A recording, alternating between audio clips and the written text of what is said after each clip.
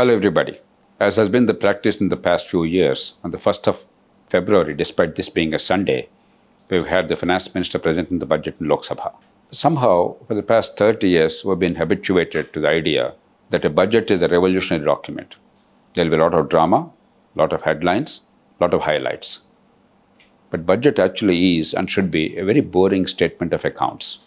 If everything dramatic happens on the budget day, that means the government is not managing the finances well and the country well. If you look at it from that perspective, this budget is a pretty steady one, boring one, expected one, continuing the past practices of the few years. And that's the way it should be. First of all, there is fiscal consolidation. Perhaps the most notable feature of this government in the past 10 years, 12 years, particularly past 5-6 years after the pandemic, has been the fiscal consolidation. In the face of monumental problems and tremendous needs for resources, and of course, the compulsions of populism in a democracy, the government's fiscal responsibility has been impressive. Therefore, our fiscal health is improved considerably. 4 years ago, we had a 9.2% fiscal deficit. Now, what is fiscal deficit? That means you are spending more than what you are earning. The expenditure, once it's more than the revenue in any form, how do you raise it in government? You have to borrow the money. Who will repay the money? It's the people of India and the next generation.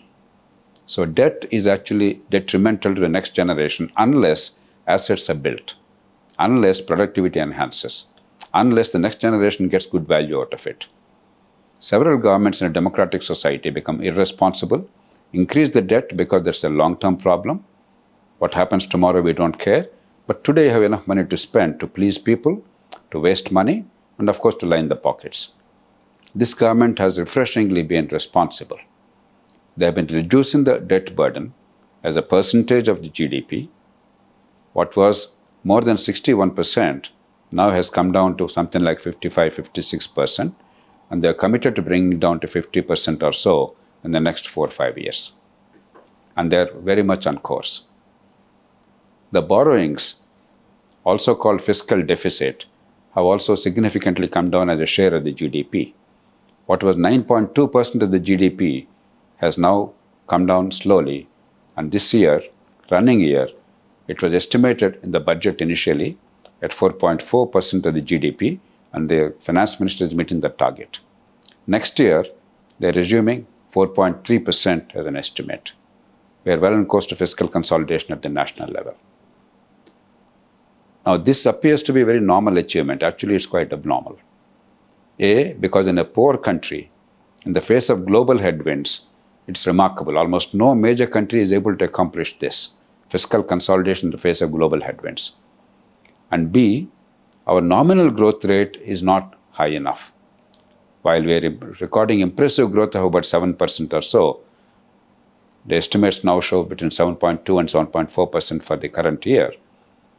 The nominal growth includes the inflation. If there is a reasonable inflation of about 4%, that is the RBI's target for inflation, then there would be 11-12% revenues for the government increasing, because normally revenues increase along with the growth rates. But if inflation is very low, and right now our inflation is very low, the nominal growth rate could be as low as 9%. That means the revenues are increasing only at about 9%. While growth rate is measured in real terms, everything else is about nominal growth rate and nominal GDP, because your revenues, your profits for the companies, and your debt, all these things depend on the nominal GDP. If nominal GDP is low, you have to borrow more or you have to spend less. So considering the nominal GDP is low, the Government of India's performance is pretty impressive.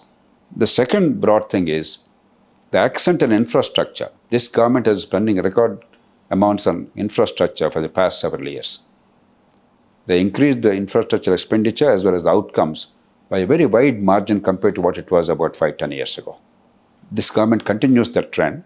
In the current year, running year, revised estimates show that they are spending a little over 11 lakh crores finally. Next year, they budgeted 12.2 lakh crores. Pretty impressive. Along with infrastructure, manufacturing, services, second and third tier cities, are given importance in their desire to promote growth in the country. All are welcome and necessary. And there's a lot of granular detail about the manufacturing and services keeping in view the way the global economy is moving and the future needs of the country. We must appreciate the government for that kind of a forward planning.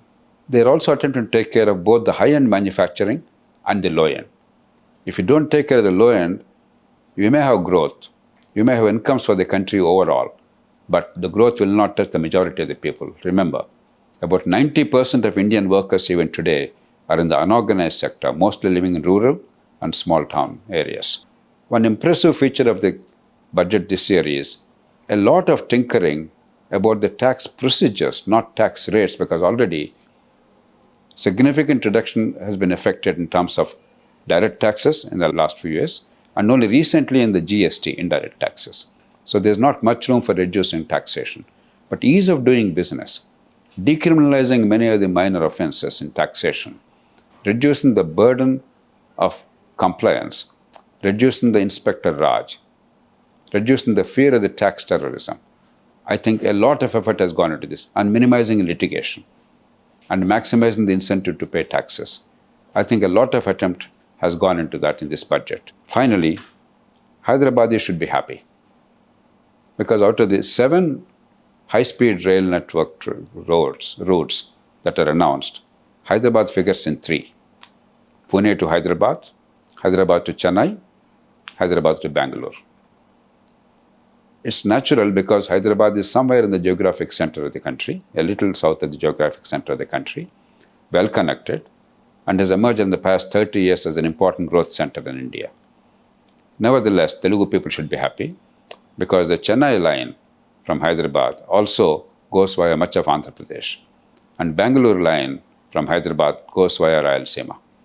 So I think in that sense, in the high-speed network of the railways, Telugu people or Telugu lands figure very well. Now, what is the downside of this? I would have been happier to see 2 significant things. One, public sector privatization.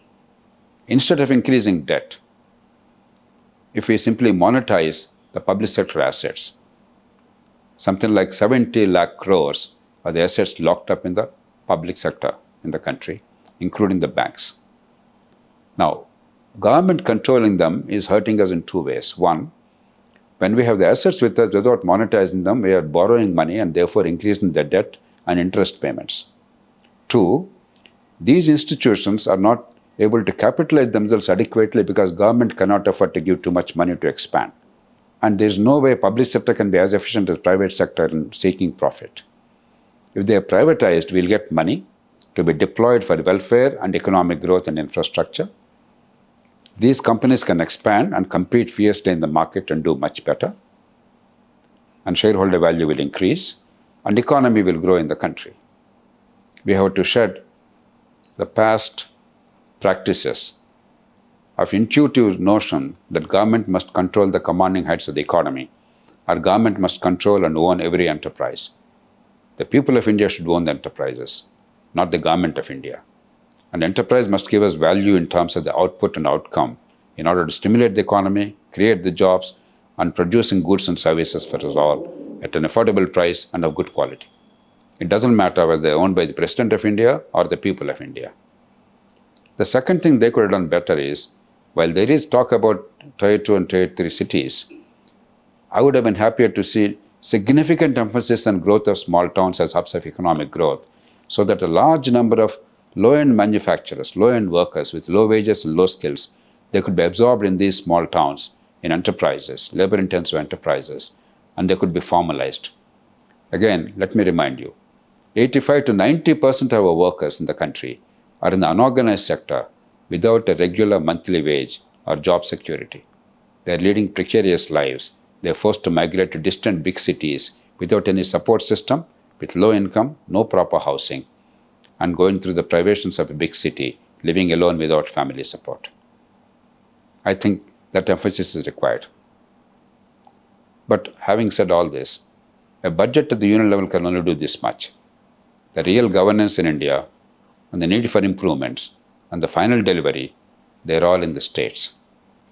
Not only the state budgets, also state governance to enhance the capacity of the people to produce more, increase productivity, and become competitive, create jobs, and produce goods and services. Let me give one example I keep repeating all the time.